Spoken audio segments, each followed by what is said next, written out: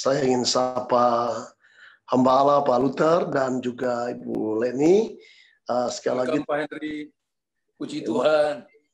Terima kasih untuk kesempatan untuk berbagi dengan Bapak Ibu semua. Pak Luther menyampaikan kepada saya untuk mengambil dua angle pembicaraan. Angle yang pertama, saya ditugaskan untuk berbicara soal the end game akhir zaman, tapi juga dalam kaitan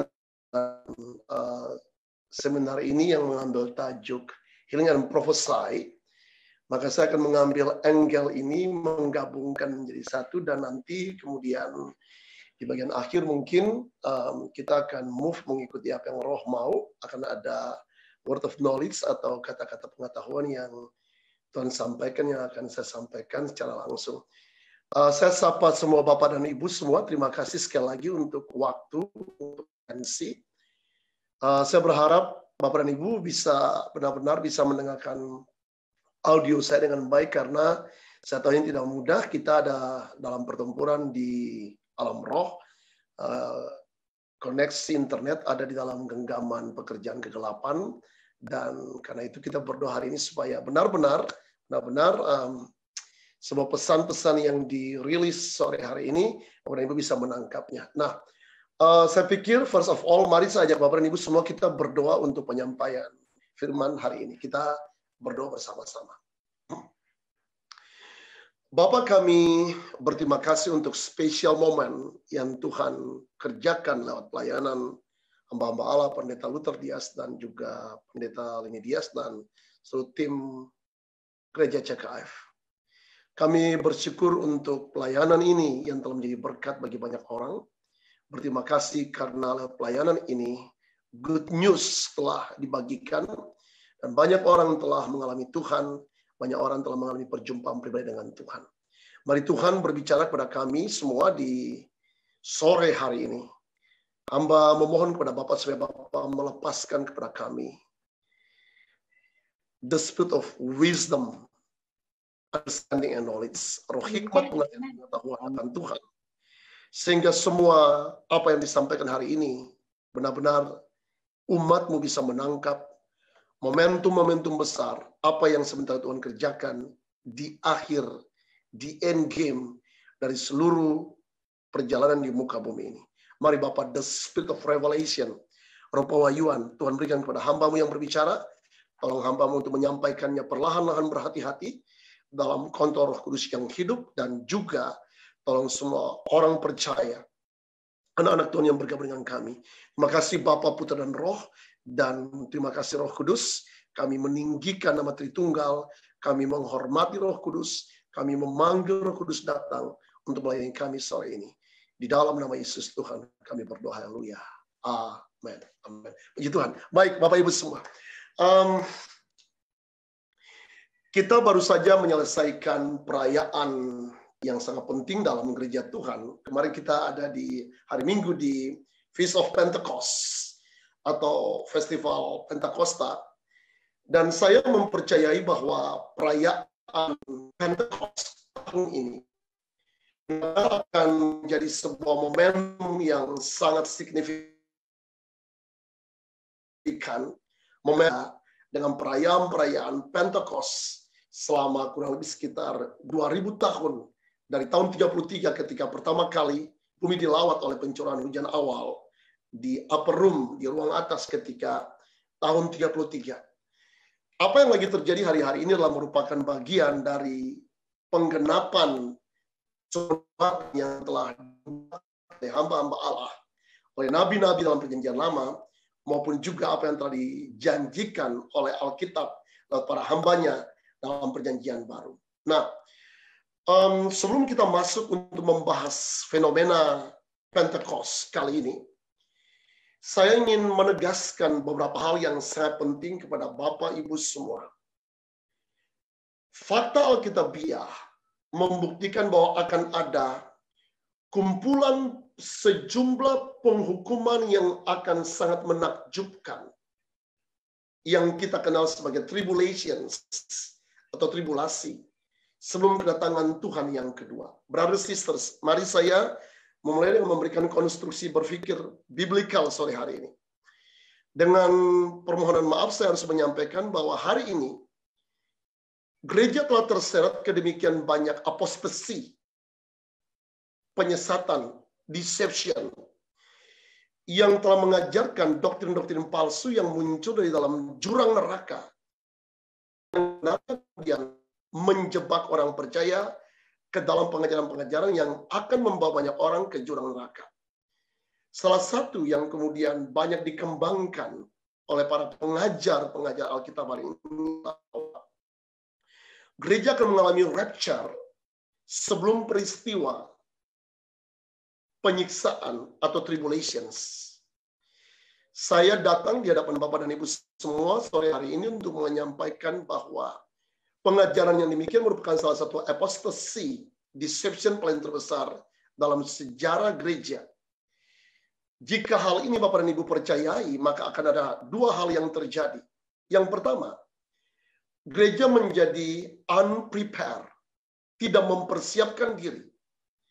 Sebab Alkitab memberitahukan dengan terang menderang dan semua bapak gereja mula-mula mempercayai Alkitab menceritakan fakta-fakta yang sangat biblical signifikan bahwa gereja akan memasuki masa yang disebut sebagai tribulations.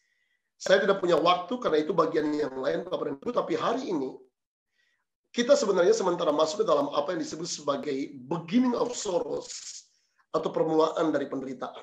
Nah, hal yang kedua Bapak dan Ibu, ketika kita mempercayai doktrin itu, yang pertama kita unprepared, gereja tidak mempersiapkan diri.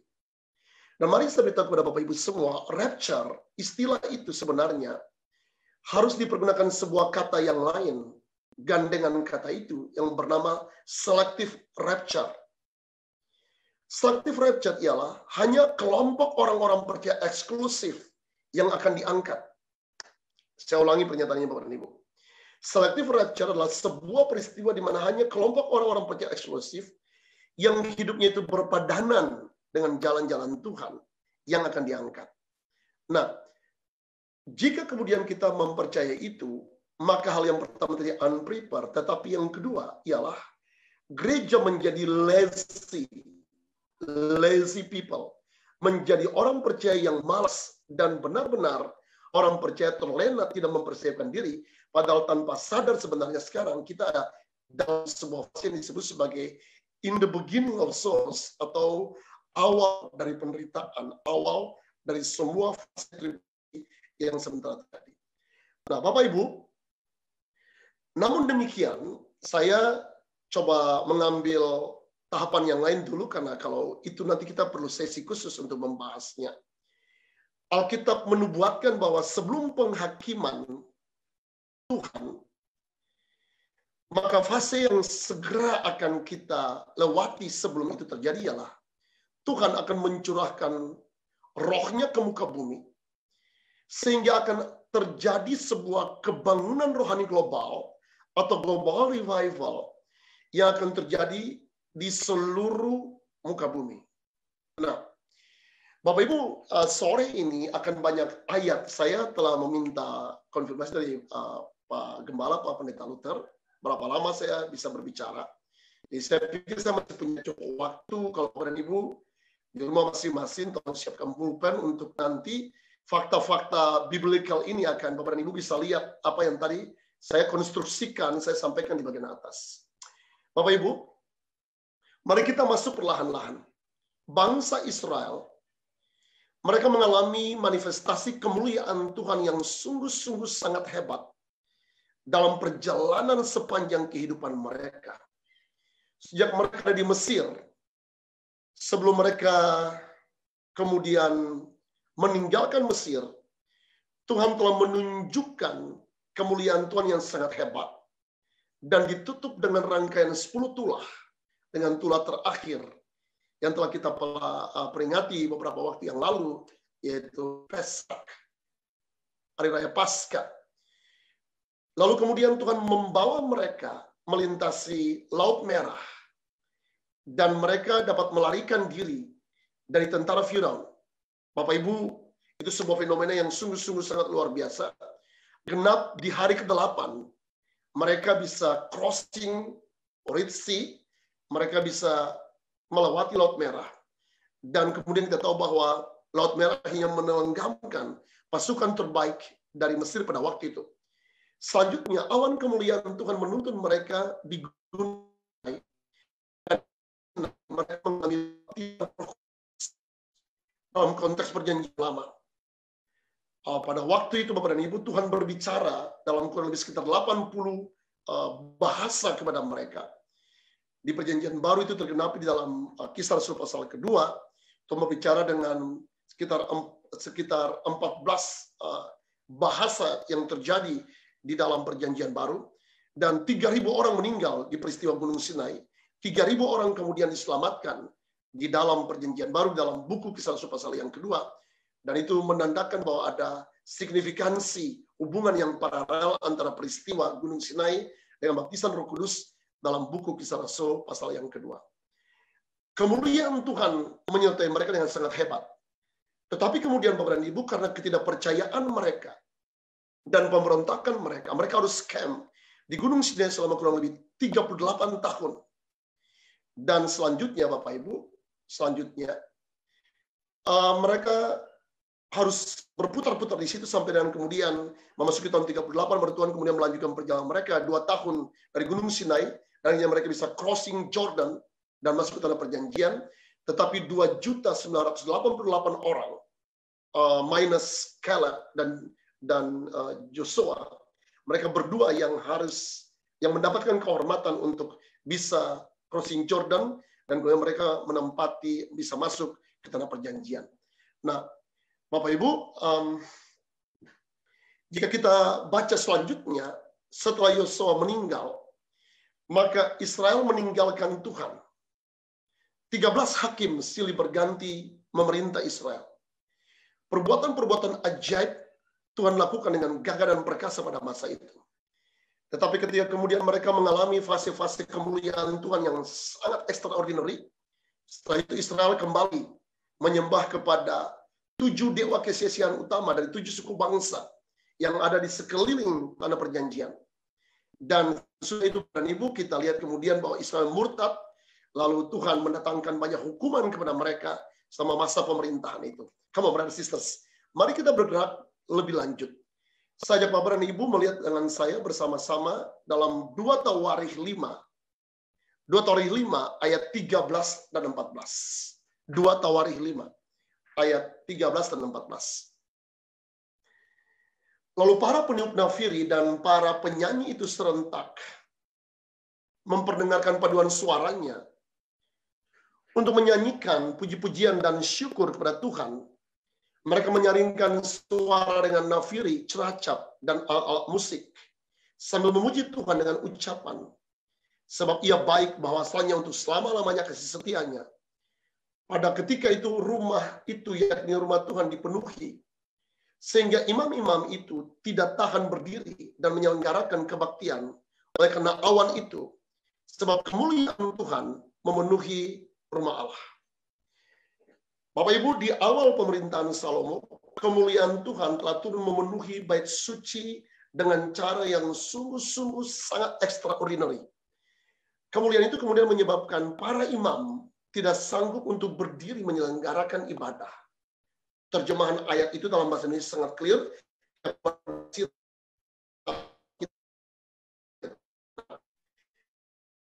Kemudian bahwa sebagai akibat dari dosa Salomo, Salomo menikahi, membawa masuk 1.000 perempuan asing. Dan sebagai akibatnya kemudian, hati Salomo condong kepada perempuan-perempuan itu. Dan Salomo kemudian tanpa sadar membawa seluruh penyembahan berhala di dalam seluruh Yerusalem. Gunung-gunung di Israel dipenuhi dengan tiang-tiang penyembahan berhala. Dan seluruh atmosfer di atas Yerusalem dan sekitarnya polluted, dipolusikan dengan atmosfer penyembahan berhala yang menyebabkan asap murka. Kita tahu kemudian bahwa sesudah Salomo meninggal, kerajaan Israel akhirnya terpecah di bawah masa kepemimpinan putranya. 10 suku di bawah kepemimpinan Efraim, suku bangsa yang nantinya kemudian mereka sangat jahat dan mereka menyembah demikian banyak penyembahan berhala.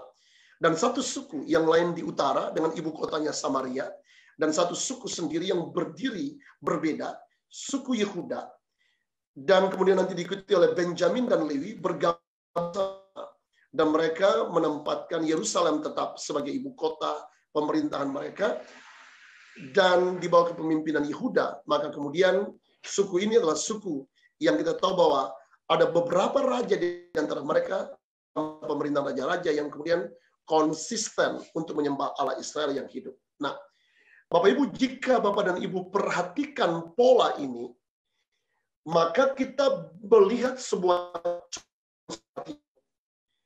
revival atau kebangunan rohani selalu terjadi mengawali penghakiman atau tribulations.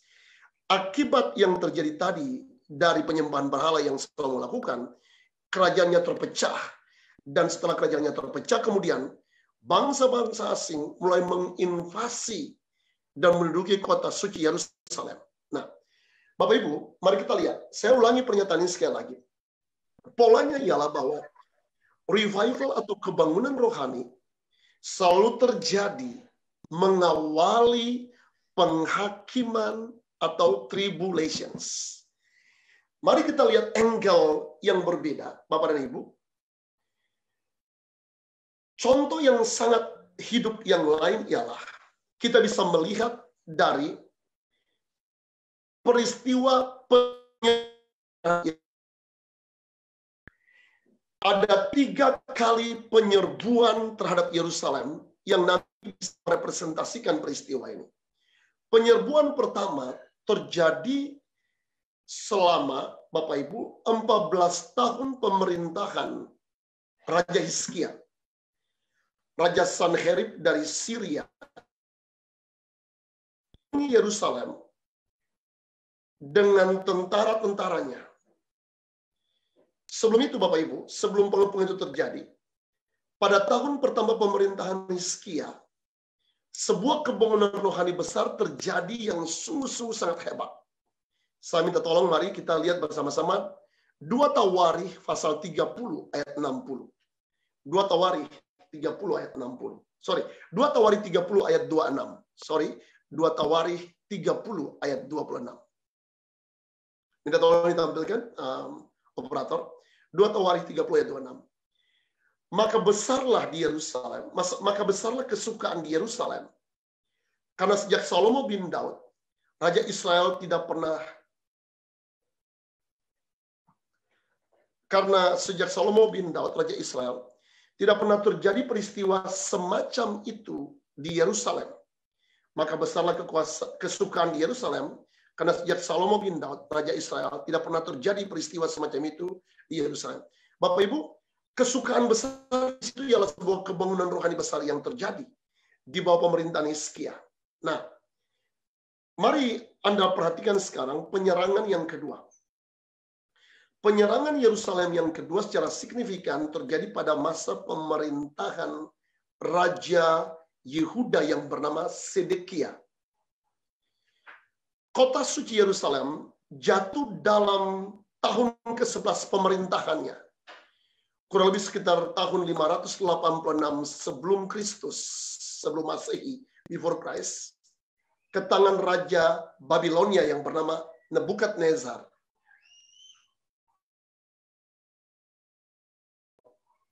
Pada masa pemerintahan Yosia, kebangunan rohani terbesar juga terjadi di Israel. Bapak Ibu lihat dengan saya sekarang ayatnya, 2 Tawarikh 35 ayat 1 sampai 19. 2 Tawarikh 35 ayat 1 sampai 19. Tapi mari saya berfokus ke ayat 19. Come on, ayat 19. Paskah semacam itu tidak pernah lagi dirayakan di Israel sejak Nabi Samuel. Seorang pun di antara raja-raja orang Israel tidak pernah merayakan Paskah seperti yang dirayakan Yosia, dengan para imam dan orang-orang Lewi, dengan seluruh orang Yehuda dan Israel yang dapat hadir, dan dengan penduduk Yerusalem. Sebuah fakta kebangunan rohani, perayaan Paskah yang sungguh-sungguh luar biasa terjadi, dan bertepatan dengan itu Bapak dan Ibu, terjadi kebangunan rohani besar yang sungguh-sungguh luar biasa di dalam masa pemerintahan Yosia. Tetapi sesudah itu Bapak dan Ibu, kita tahu kemudian bahwa tadi penyerangan Yerusalem terjadi pada pemerintahan Sedekia. Oke, nah, mari perhatikan penyerangan utama yang ketiga. Penyerangan yang ketiga terjadi yang menyebabkan runtuhnya Yerusalem pada tahun 70 Masehi di bawah pemerintahan Jenderal Romawi Titus. Ini sangat-sangat tragis. Bait suci dihancurkan dengan api. Mereka masuk ke bait suci Allah, mereka menyembelih babi, mereka kemudian menuangkan darah babi di atas altar kudus Tuhan, dan bait suci benar-benar hancur, dan itu sungguh-sungguh sangat-sangat mengerikan. Tapi itu terjadi sebagai akibat dari semua pemberontakan mereka terhadap Allah Israel. 40 tahun sebelum penyerangan ini, Bapak Ibu, semua orang melihat kemuliaan Tuhan yang sungguh-sungguh nyata melalui kedatangan anak Tuhan Yesus Kristus yang tunggal, juru selamat kita. Tetapi puncak kebangunan rohani terjadi sebuah peristiwa penyaliban yang kita kenal dengan perayaan. Tiba-tiba tongues of fire turun menjamah, bertemu dengan tongues of flesh.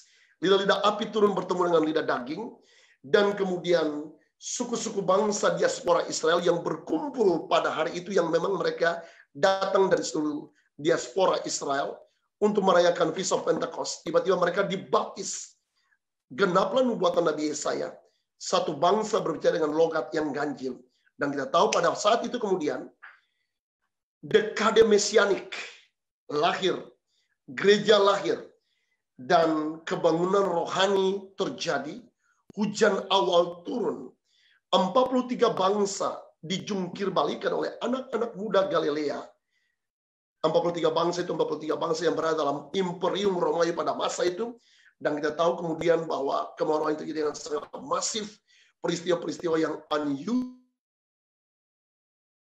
Gereja bertumbuh dengan sangat masif dalam tahun-tahun ketika peristiwa itu terjadi. Nah, Bapak Ibu sekali lagi, jika kita perhatikan terjadi,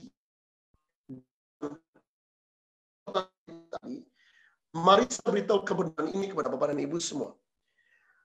Peristiwa ini adalah contoh di mana sejarah tersebut akan terulang. Kedatangan Tuhan yang kedua akan terjadi setelah penyerangan akhir Yerusalem. Mari saya berdiri untuk state pernyataan saya, Bapak Ibu. Karena saya dengar beberapa waktu ini, beberapa pelayan-pelayan Tuhan berkata bahwa gereja harus mempersiapkan diri karena kedatangan Tuhan yang kedua akan terjadi di depan mata. Mari saya beritahu kebenaran ini. Pengajaran yang seperti itu adalah sebuah pengajaran yang sangat-sangat menyesatkan, Bapak Ibu. Yang menyebabkan banyak orang percaya yang terseret ke dalam penyesatan di akhir zaman, dan kemudian menyebabkan orang percaya tidak mengerti apa yang lagi terjadi hari-hari ini. Kedatangan Tuhan yang kedua akan terjadi setelah harus terjadi terlebih dahulu penyerangan akhir terhadap Yerusalem. Mari kita lihat sekarang, Bapak Ibu, bagaimana Alkitab menubuatkan peristiwa-peristiwa tersebut. Yoel pasal 3 ayat pertama dan ayat yang kedua. Yoel pasal 3 ayat pertama dan ayat yang kedua. Yoel 3 ayat pertama dan ayat yang kedua. Sebab sesungguhnya pada hari-hari itu dan pada waktu itu, apabila aku memulihkan keadaan Yehuda dan Yerusalem, aku akan mengumpulkan segala bangsa dan akan membawa mereka turun ke lembah Yosafat. Aku akan berperkara dengan mereka di sana mengenai umatku dan milikku sendiri Israel. Oleh karena mereka mencelebraikannya ke antar bangsa-bangsa dan membagi tanahku. Bapak Ibu, kalau Anda pelajari nanti, peristiwa ini akan terjadi di mana akan terjadi kembali kebangkitan seluruh bangsa-bangsa dari seluruh dunia akan mengepung Yerusalem. Dan akan ada pembagian Yerusalem, tanah mereka akan dibagi ke bangsa-bangsa, dan salah satunya akan dipimpin oleh orang-orang keturunan Bani Moab, Bani Amon, ya, yang adalah merupakan keturunan Esau secara langsung. Nah, Bapak Ibu, jadi perhatikan baik-baik, Tuhan akan mengizinkan peristiwa ini terjadi. Mari kita lihat ayat yang lain untuk menggenapi apa yang tadi saya sampaikan. Sakaria 12 ayat yang pertama. Sakaria 12 ayat yang pertama.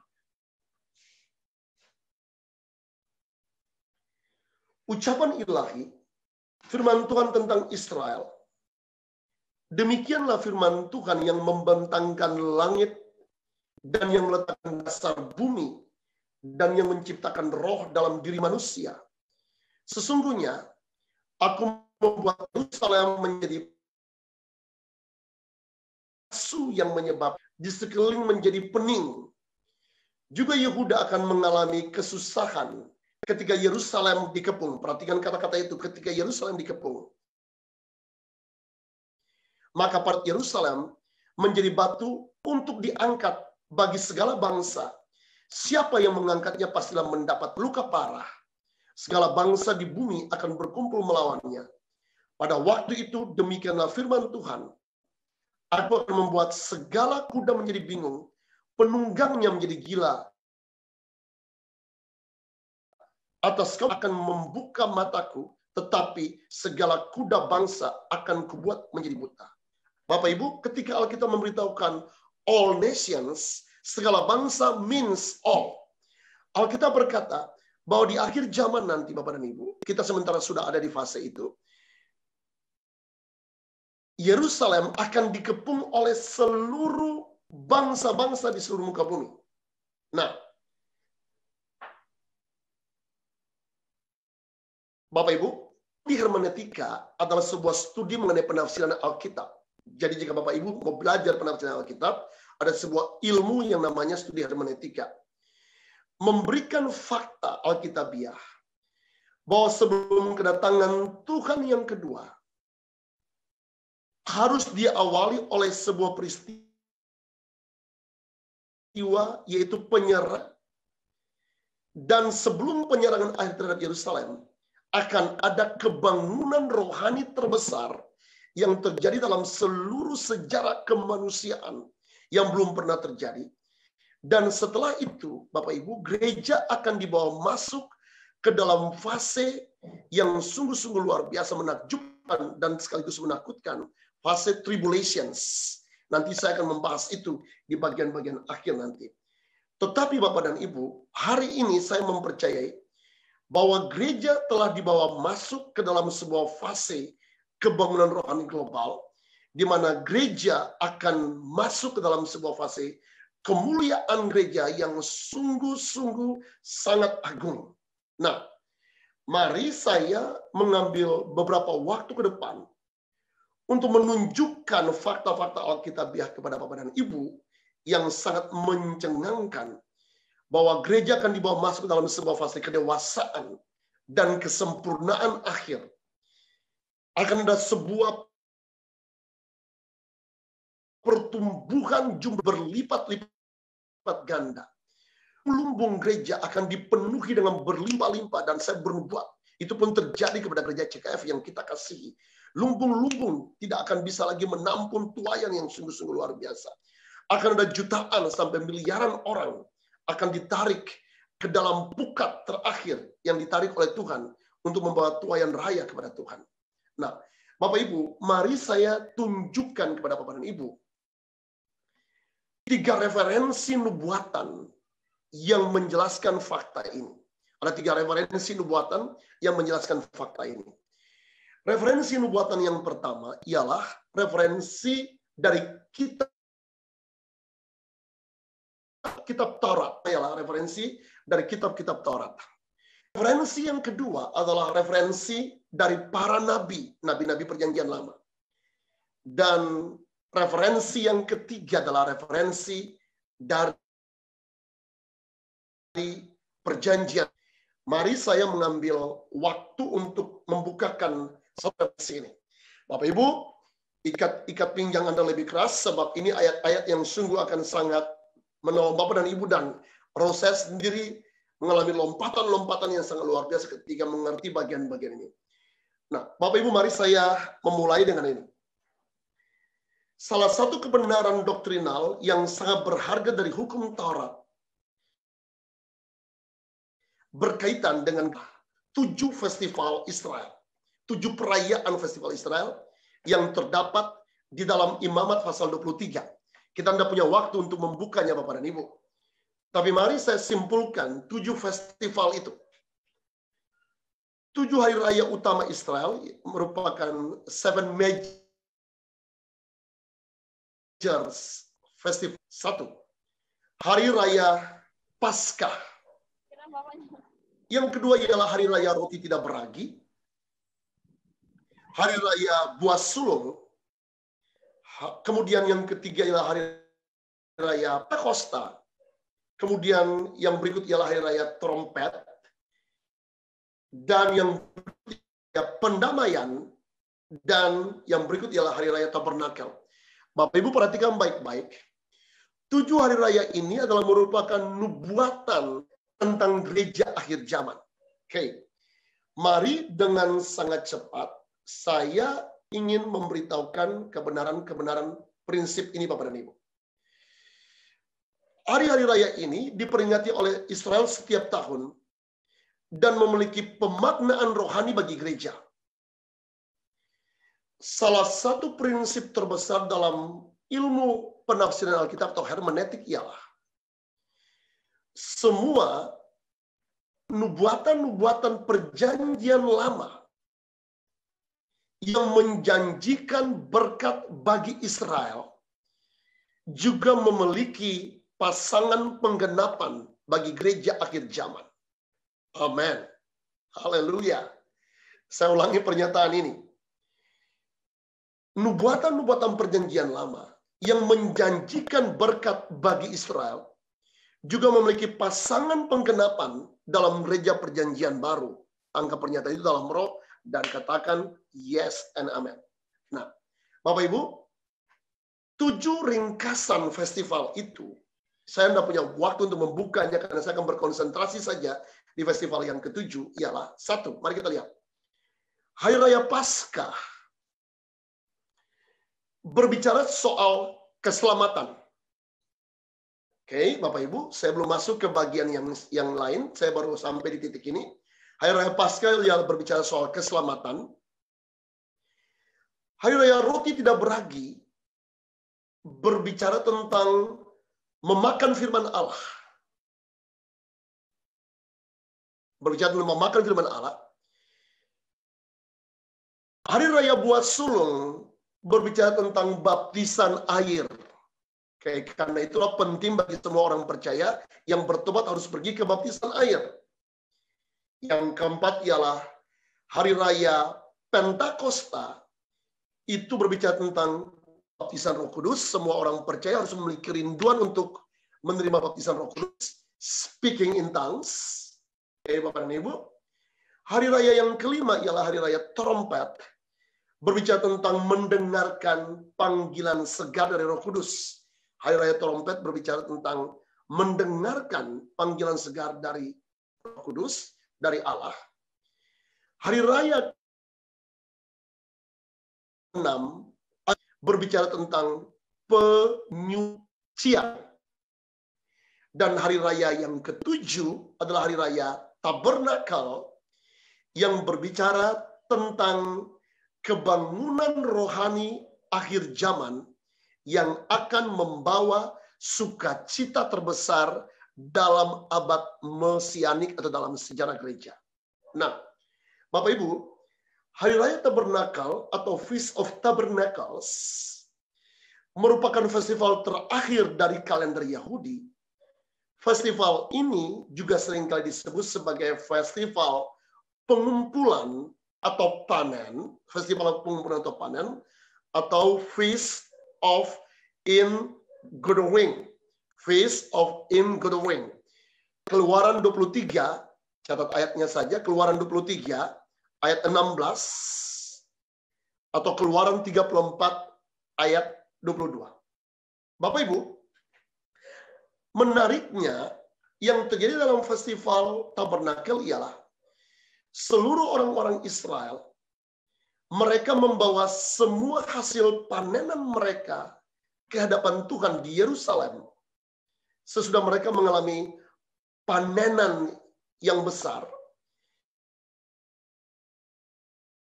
Dan ini peristiwa yang secara profetik menggambarkan peristiwa kebangunan rohani besar yang akan terjadi di akhir zaman, yang akan membawa gereja masuk ke dalam fase kedewasaan. Satu waktu di mana akan ada pengumpulan tuaian raya terakhir, the last harvest, abundant harvest, mega harvest, yang akan ditarik sehingga jutaan sampai miliaran orang akan ditarik ke dalam bukat Tuhan di akhir zaman ini. Dan saya mempercayai Bapak Ibu, saya mempercayai secara profetik, bahwa perayaan Pentakosta yang berlangsung di hari kemarin, hari Minggu, itu menjadi sebuah momentum profetik membuka gereja untuk memasuki perayaan Feast of Tabernacles secara profetik. Besaran pola hujan mereka, karena pola hujan Israel berbeda dengan pola hujan Indonesia. Hujan Israel itu cuma terjadi dalam dua pola yang paling besar, early rain, hujan awal, dan later rain, atau hujan akhir. Orang sering sebut sebagai early and former rain, ya, former and later rain. Oke, Bapak Ibu. Nah, Bapak Ibu coba perhatikan baik-baik. Jadi besaran hujan menentukan besaran panenan, akan menentukan besarannya festival, yang sekaligus menentukan besarannya sukacita mereka. Seberapa besar sukacita mereka itu paralel dengan besaran hujan mereka. Nah, Bapak Ibu, dalam Imamat pasal 23 ayat 34 sampai 43, Tuhan memerintahkan Israel untuk memperingati Festival Tabernakel ini selama 7 hari. Mulai pada hari ke-15 pada bulan yang ke-7. Mereka benar-benar harus berhenti secara penuh dan bersukacita untuk merayakan festival itu. Mari kita buka bersama-sama Imamat 23 ayat 40. Imamat 23 ayat. Tolong ditampilkan Imamat 23 ayat 40. Kamu harus bersukaria di hadapan Tuhan Allahmu 7 hari lamanya. Kamu harus bersukaria di hadapan Tuhan Allahmu 7 hari lamanya. Bapak Ibu, mari dengarkan ini. Setelah membongkar ribuan literatur tentang global, tentang kebangunan rohani, catatan-catatan di seluruh dunia, dan revival paling terlama yang pernah terjadi itu adalah revival yang terjadi sejak tahun 33 start, ketika hujan turun di Yerusalem. Dia berlangsung sampai dengan tahun 100.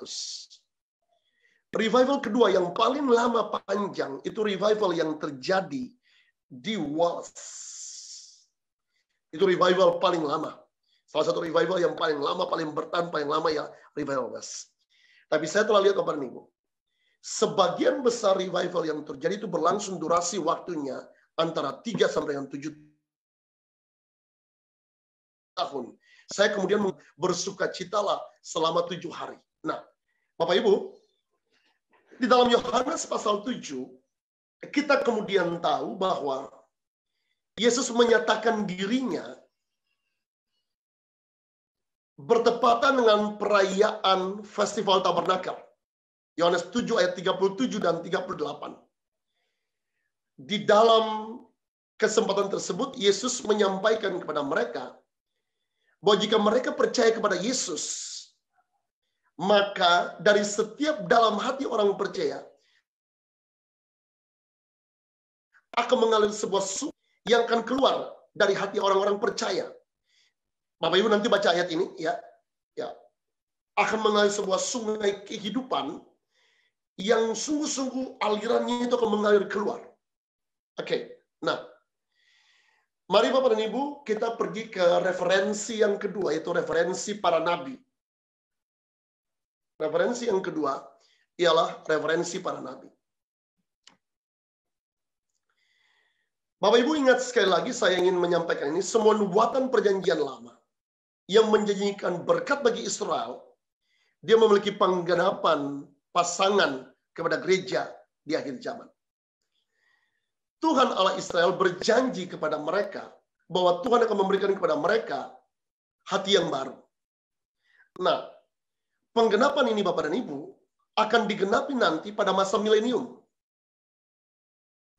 Tetapi janji tersebut juga adalah janji bagi gereja. Karena itu dalam Ibrani 8 ayat yang ke-10, Ibrani 8 ayat yang ke-10, Alkitab berkata, maka inilah perjanjian yang kuadakan dengan kaum Israel sesudah waktu itu. Demikianlah firman Tuhan, aku akan menaruh hukumku dalam akal budi mereka dan menuliskannya dalam hati mereka. Maka aku akan menjadi Allah mereka dan mereka akan menjadi umatku. Bapak Ibu, jika kita baca ayat ini tadi, kita kemudian tahu bahwa janji bagi Israel itu ternyata digenapi bagi semua orang percaya. Kenyataan bahwa dalam perjanjian baru Bapak dan Ibu, Tuhan Yesus membawa hukumnya dan menuliskan hukum tersebut tidak lagi di loh batu, tapi dalam loh daging. Itu dalam hati orang percaya. Sehingga kemudian kita dimampukan oleh Tuhan untuk mentaati setiap firman Tuhan.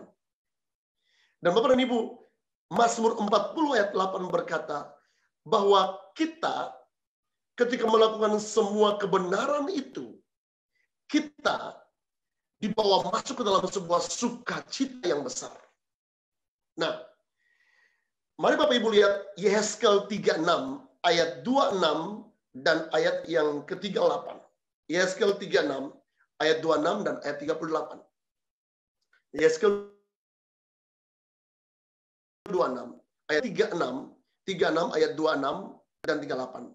Kamu akan kuberikan hati yang baru dan roh yang baru di dalam batinmu, dan aku akan menjauhkan dari tubuhmu hati yang keras dan kuberikan kepadamu hati yang taat.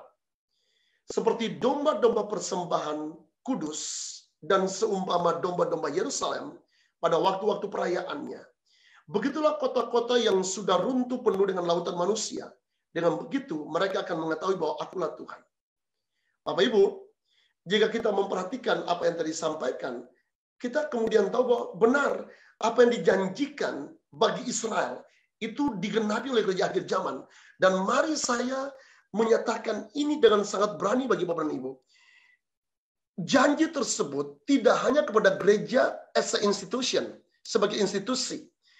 Tetapi janji tersebut juga berlaku bagi semua orang yang percaya, yaitu Anda dan saya. Amen. Pasangannya bukan cuma kepada gereja, eklesia sebagai institusi, tetapi janji tersebut adalah merupakan janji bagi kita. Nah, mari kita pergi sekarang, Bapak Ibu, ke Yesaya 60 ayat 1 dan 2. Yesaya 60 ayat 1 dan 2. Bangkitlah, menjadi teranglah. Sebab terangmu datang, dan kemuliaan Tuhan terbit atasmu. Sebab sesungguhnya kegelapan menutupi bumi, dan kekelaman menutupi bangsa-bangsa. Tapi terang Tuhan terbit atasmu, dan kemuliaannya menjadi nyata atasmu.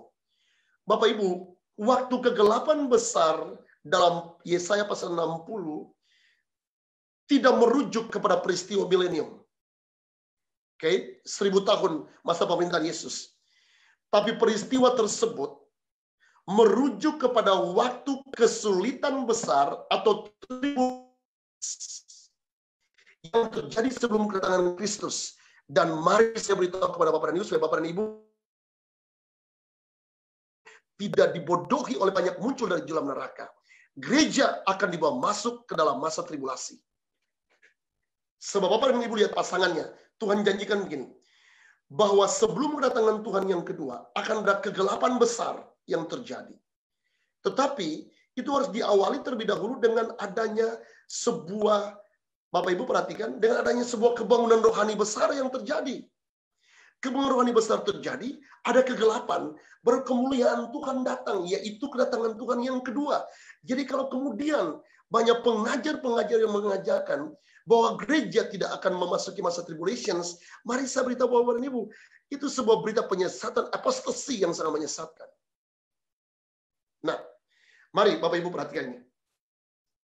Tetapi kita kemudian tahu bahwa Bapak Ibu, sebelum penghukuman itu terjadi, harus terjadi terlebih dahulu.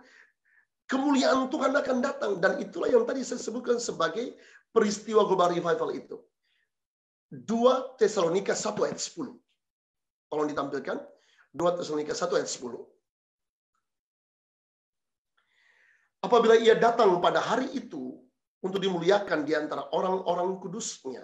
2 Tesalonika 1 ayat 10. Dan untuk dikagumi oleh semua orang percaya. Sebab kesaksian yang kami bawa kepadamu telah kamu percayai. Apabila ia datang pada hari itu untuk dimuliakan di antara orang-orang kudusnya. Bapak Ibu, orang-orang kudus akan dimuliakan. Orang-orang kudus akan mengalami fase kemuliaan. Gereja akan mengalami fase kemuliaan, kesempurnaan. Dan ini akan terjadi sesudah itu, lalu akan datang masa penghukuman. Yesaya 4 ayat 5. Tampilkan ayat ini, Yesaya 4 ayat yang kelima. Yesaya 4 ayat yang kelima. Maka Tuhan akan menjadikan di atas seluruh wilayah Gunung Sion dan di atas semua pertemuan yang diadakan di situ segumpal awan pada waktu siang dan segumpal asap serta sinar api yang menyala-nyala pada waktu malam, sebab di atas semuanya itu akan ada kemuliaan Tuhan sebagai tudung. Perjanjian lama menjelaskan secara gamblang bahwa gereja akhir zaman akan mengalami sebuah pencurahan Roh Kudus yang super mega, Bapak Ibu. Super mega, yang sangat super mega. Nah, Bapak Ibu jadi perhatikan baik-baik ini. Seluruh wilayah Gunung Sion itu bicara soal gereja akan mengalami sebuah awan kemuliaan Tuhan yang sungguh-sungguh luar biasa, dan itu diawali oleh super mega, ya, pencurahan Roh Kudus yang terjadi. Oke, mari saya tunjukin ayat yang lain kepada Bapak dan Ibu untuk mengkonfirmasi. Hagai 2 ayat 9. Hagai 2 ayat 9. Hagai 2 ayat 9 ini ayat yang sangat penting. Adapun rumah ini, kemegahannya yang kemudian akan melebihi kemegahannya yang semula, firman Tuhan semesta alam. Dan di tempat ini, aku akan memberi damai sejahtera. Demikianlah firman Tuhan semesta alam. Bapak Ibu, mari saya bongkar ayat ini kepada Anda untuk Anda menangkap konteks dan nubuatannya.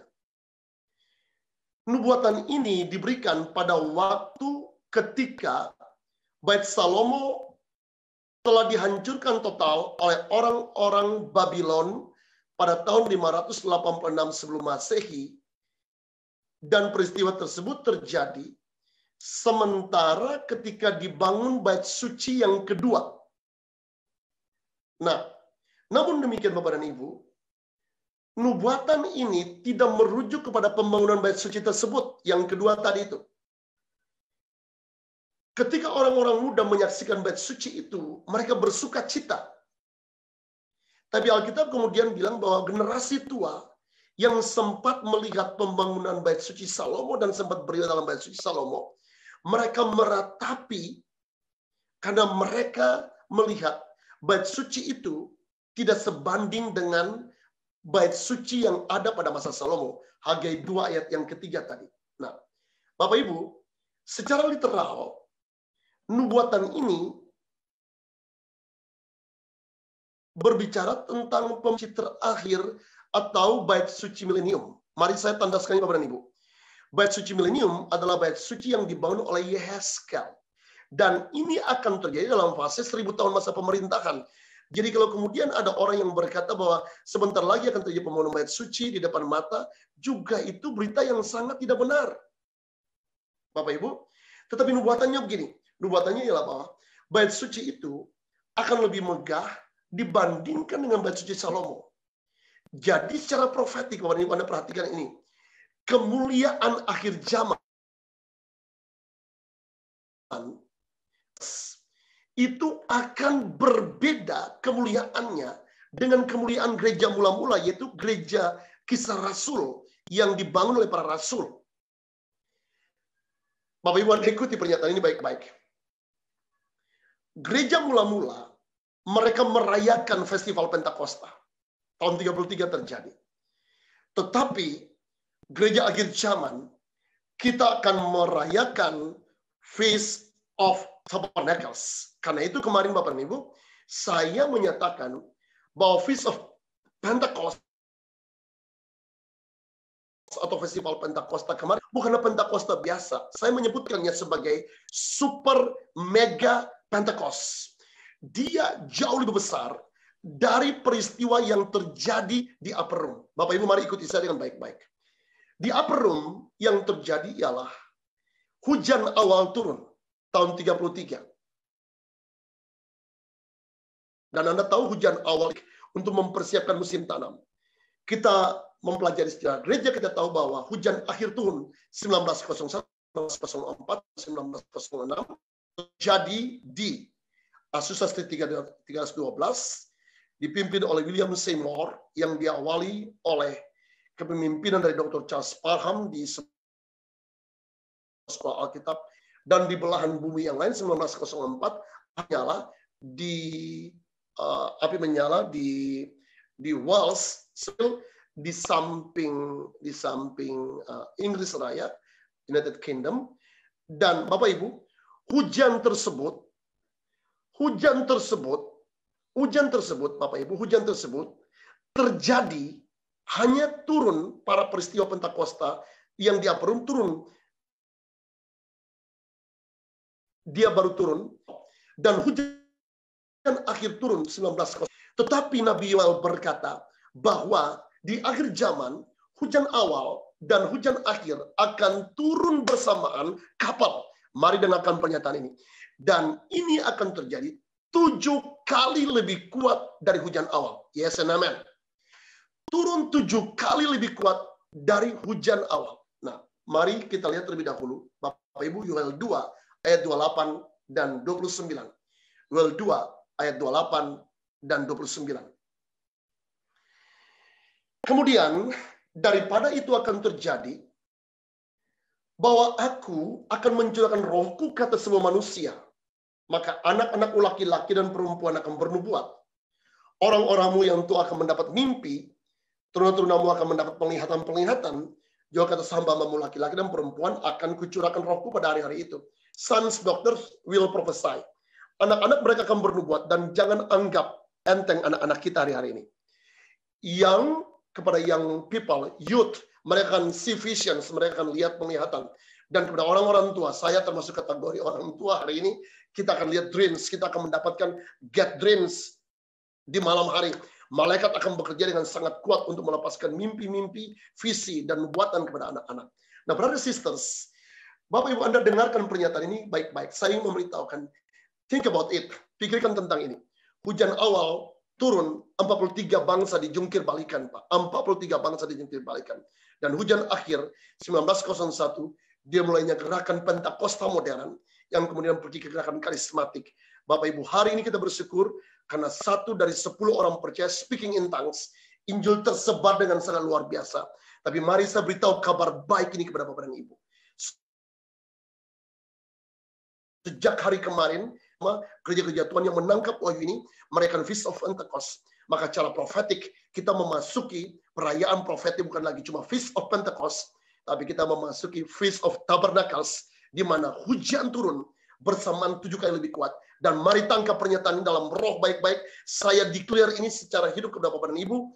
Kuasanya adalah bukan lagi merupakan sekedar kuasa Pentakosta, tapi super mega Pentecost, super mega power. I say again to you brothers and sisters, super mega power, super mega power akan menyertai gereja ini. Dan ini bukan kepada orang-orang tertentu, tapi ini akan terjadi bagi semua orang percaya, bagi Bapak dan Ibu. Super mega power, super mega Pentecost datang. Dan ini akan membawa sebuah peristiwa kemuliaan rohani besar yang sungguh-sungguh luar biasa. Come on, katakan dengan saya bersama-sama brothers and sisters, super mega power. 2, 3. Super mega power. Mega power. Sekali lagi. Super mega power. Sekali lagi. Mega power. Super mega power. Saya terima itu. Mega power. Saya terima itu dalam nama Yesus. Saya terima itu. Saya terima itu dalam nama Yesus. Bapak Ibu, thank you untuk responsnya. Mari saya memberitahukan kembali ini kepada Bapak dan Ibu. Bapak Ibu perhatikan. Akan terjadi kebangkitan orang mati dengan skala yang sangat besar hari-hari ini. Dan itu akan terjadi di tangan orang-orang percaya sederhana. Nah, mari saya pergi ke catatan ketiga terlebih dahulu. Referensi yang ketiga ialah referensi dari perjanjian baru. Hati saya semakin berdebar untuk membukakan rahasia ini kepada Bapak dan Ibu. Mari lihat Efesus 5 ayat 25 dan 27. Efesus 5 ayat 25 dan 27. Hai suami, kasihilah istrimu sebagaimana Kristus telah mengasihi jemaat dan telah menyerahkan dirinya baginya. Efesus 5, 25, 27. Hai suami, kasihilah istrimu sebagaimana Kristus telah mengasihi jemaat dan telah menyerahkan dirinya baginya untuk menguduskannya. Sesudah ia menyucikannya dengan memandikannya dengan air dan firman.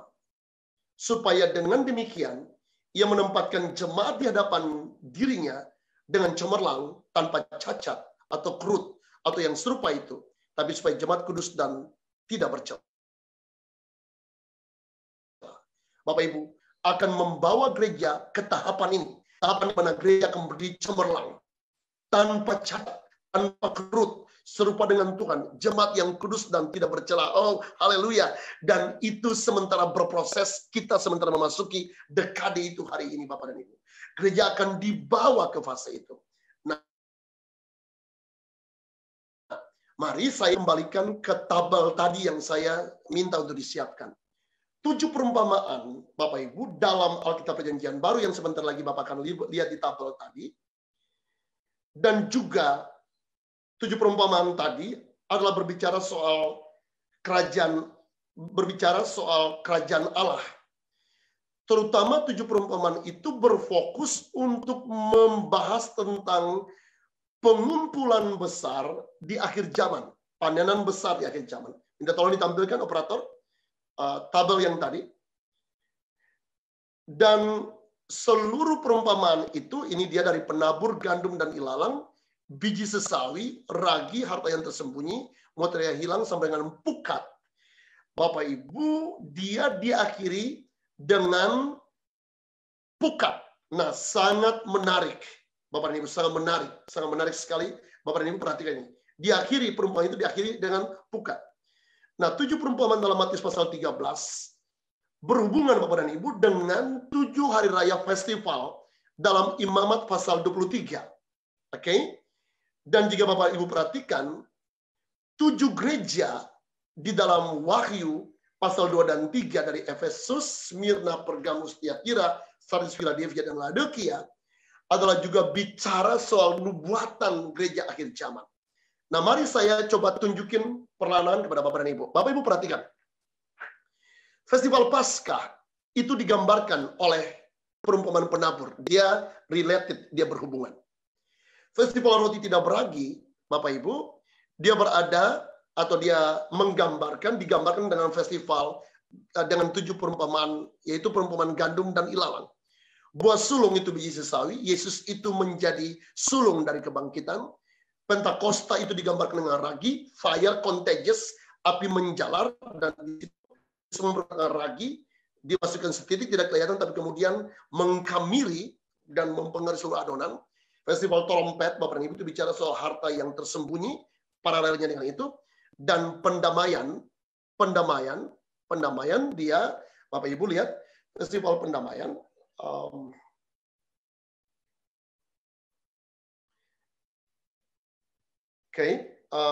Festival pendamaian, dia berhubungan dengan mutiara yang hilang, dengan perempuan mutiara yang hilang.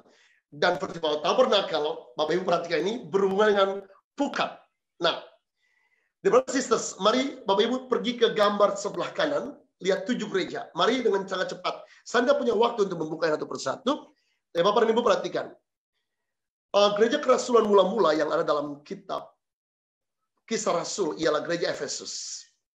Nah, 7 gereja dalam gereja Efesus, dalam Wahyu pasal 2 dan 3. Gereja Efesus adalah gereja yang menggambarkan gereja Rasul mula-mula. Antara tahun 30 sampai dengan tahun 100 yang tadi saya jelaskan itu.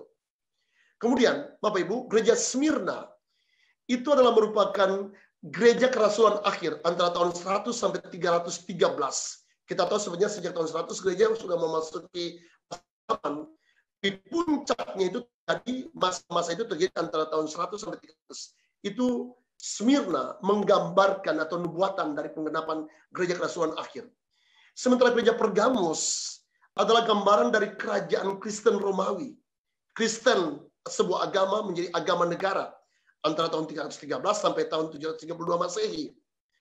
Kemudian gereja Tiatira itu menggambarkan masa kegelapan 732 sampai 1400 Masehi. Nah, Bapak Ibu perhatikan, gereja Sardis adalah era reformasi masa Luther, bukan Martin Luther Dias ya Bapak Ibu ya, tapi ini Martin Luther. Sorry Pak Luther, ya. Era reformasi 1500 sampai 1600 Masehi.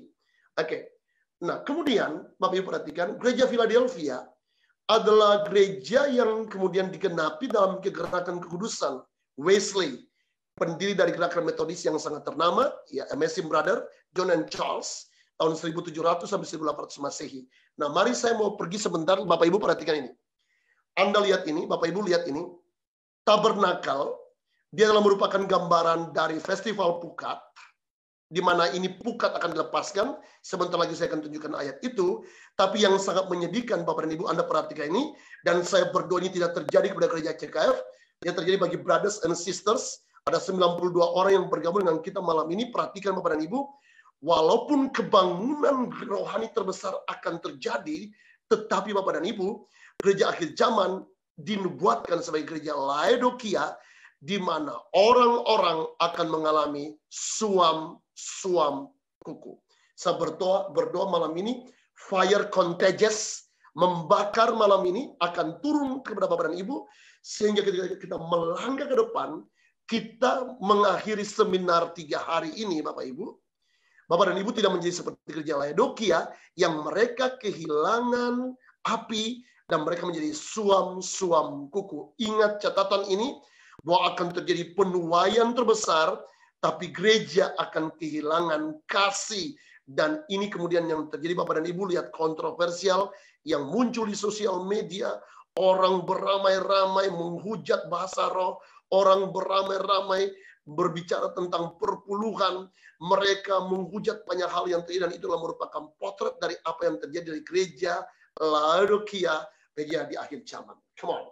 Nangkap ini baik-baik. Saya berdoa, saya tengking roh itu malam ini dari kita semua. The spirit of Laodikia Church, ya, I cast out in Jesus' name. Ya, live from every single body right now in Jesus' name. Kita menjadi gereja yang terbakar dengan api di akhir zaman. Amen. Nah, Bapak Ibu mari lihat dengan saya. Matius 13 ayat 47 sampai ayat 50. Matius 13 ayat 47 sampai 50. Matius 13 ayat 47 sampai 50. Demikian pula hal kerajaan surga. Itu seumpama pukat yang dilabuhkan di laut, lalu mengumpulkan berbagai jenis ikan. Pukat itu pun diseret oleh orang ke pantai. Lalu duduklah mereka dan mengumpulkan ikan yang baik ke dalam pasu, dan ikan yang tidak baik mereka buang. Demikianlah juga pada akhir zaman. Malaikat-malaikat akan datang memisahkan orang jahat dari orang benar, lalu mencampakkan orang jahat ke dalam dapur api. Di sana akan terdapat ratapan dan kertakan gigi. Come on, brothers and sisters, listen to me carefully. Dengarkan saya dengan hati-hati. Penuaian ini akan terjadi, Bapak dan Ibu. Pukat sementara dilepaskan, dan pukat ini akan menarik tuaian terbesar dalam sejarah kemanusiaan, dalam peradaban bumi, dan ini tidak akan menyebabkan pukat penuaian ini akan koyak. Saya bernubuat itu juga terjadi pada gereja-gereja lokal di mana Bapak dan Ibu komitmen, termasuk CKF yang kita kasihi. Akan terjadi penuaian raya yang sangat hebat, dan pukat ini akan menarik orang, tetapi pukat ini tidak akan koyak. Nubuatan ini akan terjadi di akhir zaman Bapak dan Ibu. Nah, dan kita sementara memasukinya. Mari come on, kita lihat Yakobus 5 ayat 7. Yakobus 5 ayat 7. Bersabarlah sampai kepada kedatangan Tuhan. Sesungguhnya petani menantikan hasil yang berharga dari tanahnya. Dan ia sabar sampai telah turun hujan musim gugur dan hujan musim semi. Bapak Ibu, hujan musim gugur dan hujan musim semi adalah gambaran dari hujan awal dan hujan akhir. Dan Yakobus bernubuat bahwa hujan musim gugur dan hujan musim semi akan turun bersamaan. Dan I tell to you brothers and sisters, sekali lagi, 7 kali jauh lebih kuat. Haleluya. 7, dan itu akan kita nikmati. Sekali lagi, hujan awal di Israel itu hujan yang menggemburkan tanah agar tanaman bisa ditanam. Hujan akhir adalah hujan yang deras untuk membuat tanaman ke fase kedewasaan dan kesempurnaan. Bapak dan Ibu, tetapi hujan awal dan hujan akhir turun bersamaan, dan ini akan mematangkan gereja menjadi gereja yang cacat dan menyebabkan gereja bergerak dengan super power, dengan super mega power, Kita lihat Bapak dan Ibu, Yohanes 14 ayat yang ke-12.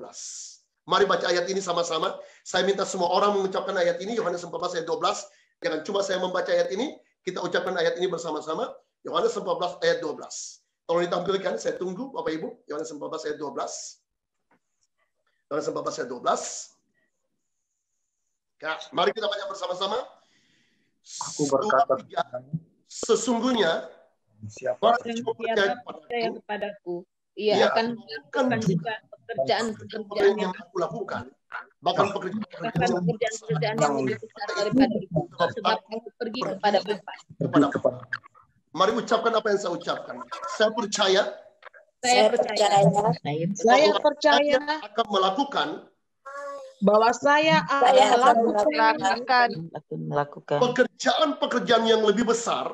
Pekerjaan yang lebih besar. Tapi apa yang Tuhan Yesus kerjakan? Seperti apa yang Tuhan Yesus kerjakan Di tangan saya. Di tangan saya Super mega power.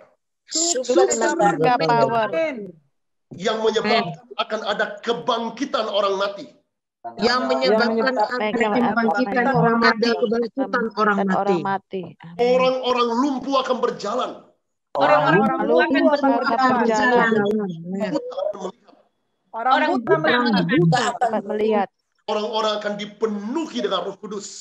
Orang-orang akan dipenuhi Roh Kudus. Oleh pelayanan saya, Amin. Bapak Ibu dengar ini. Yesus berjanji bahwa kita akan melakukan mujizat-mujizat yang jauh lebih besar. Ya, super mega miracles, super mega signs and wonders, super mega miracles, super mega signs and wonders, dan jauh lebih besar dari apa yang Yesus lakukan.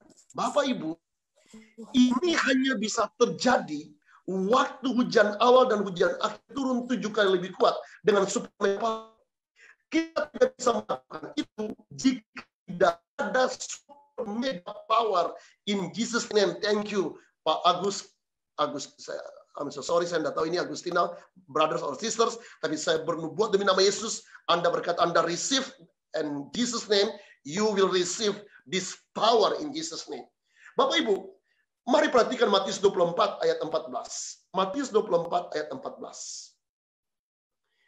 Dan Injil kerajaan ini akan diberitakan di seluruh dunia. Perhatikan baik-baik Bapak dan Ibu. Alkitab berkata di seluruh dunia. Saya tidak perlu pakai terjemahan asli Alkitab. Jika Alkitab berkata di seluruh means all. Di seluruh. Menjadi kesaksian bagi semua bangsa sesudah itu baru tibalah kesudahannya Pak. Jadi semua bangsa harus dengar Injil baru Yesus datang kedua kali.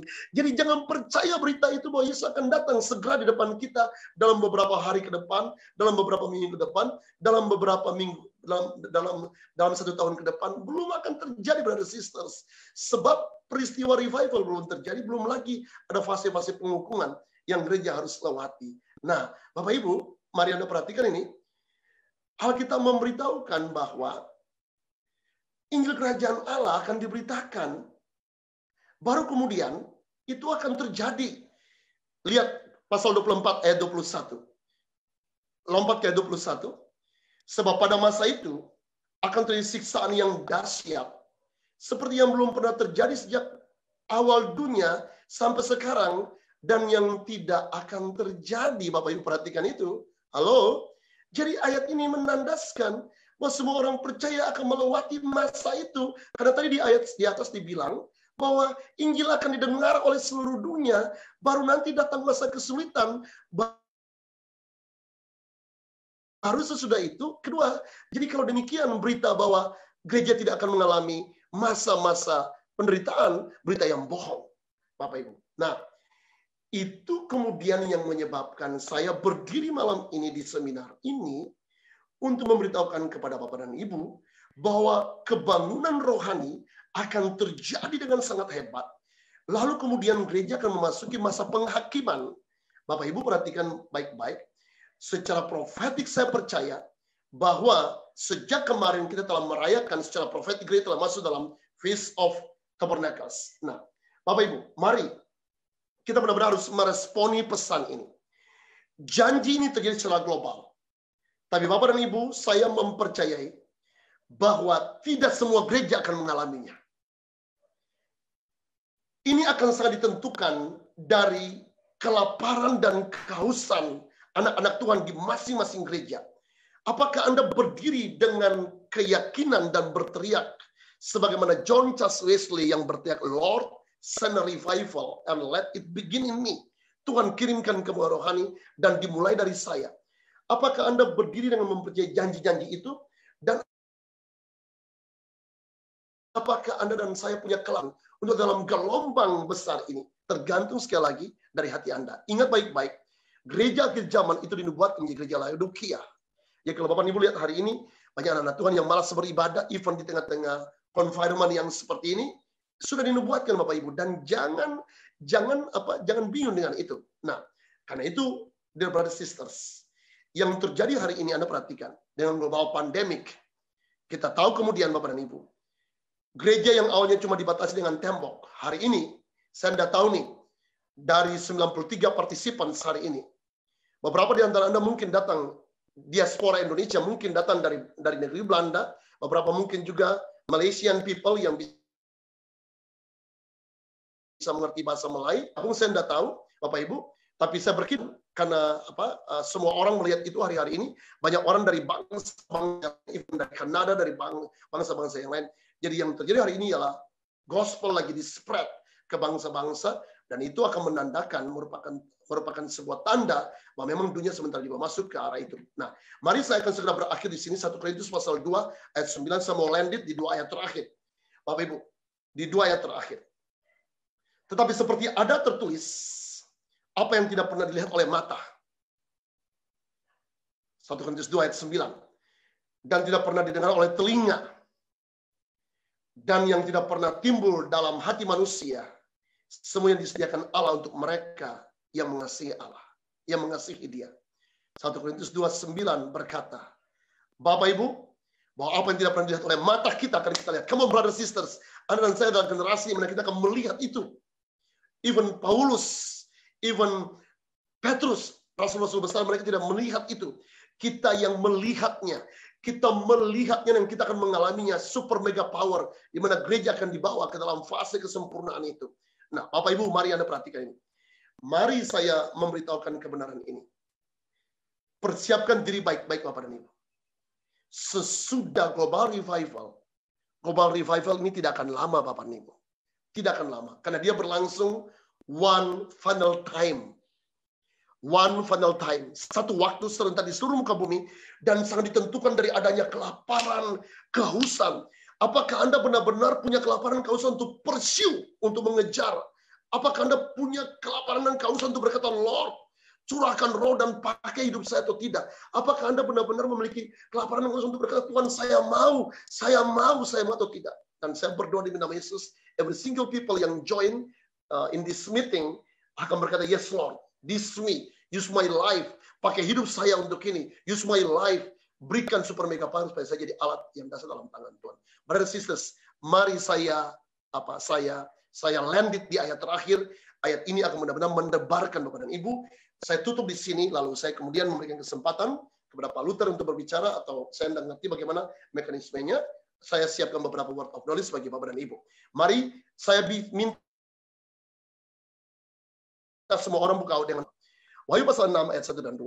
Tolong dipersiapkan. Wahyu pasal 6 ayat 1 dan 2.